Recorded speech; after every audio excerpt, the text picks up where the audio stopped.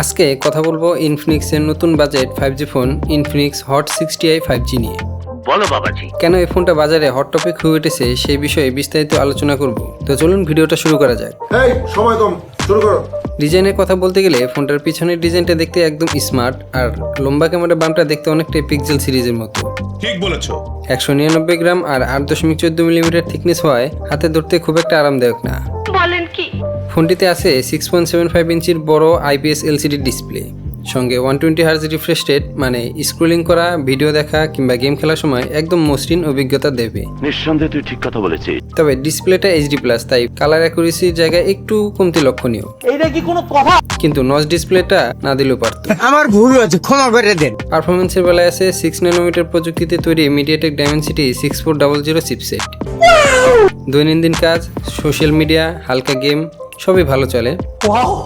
ভারী গেম খেললে কিছুটা হিট বা ফ্রেম ড্রপ দেখা যেতে পারে, যা বাজেট ফোন হিসেবে স্বাভাবিক। তবে 5G নেটওয়ার্ক থাকায় ভবিষ্যতের কথা আর চিন্তা করতে হবে না। বাজারে ফোনটির 4GB র্যাম এবং 128GB স্টোরেজ ভেরিয়েন্ট পাওয়া যায়। তবে ভালো বিষয় হচ্ছে এখানে মেমোরি কার্ড বাড়ানোর সুবিধা আছে। মানে চাইলেই SD কার্ড দিয়ে স্টোরেজ বাড়িয়ে নিতে পারবেন। কিন্তু র্যামটা আমার কাছে কম মনে হয়েছে। কি বলবো, যাই হোক। 50 মেগাপিক্সেলের মেইন ক্যামেরার সাথে 2 মেগাপিক্সেলের দুধবাত সেন্সর আর পাশাপাশি 5 মেগাপিক্সেল সেলফি ক্যামেরা পেয়ে যাবেন।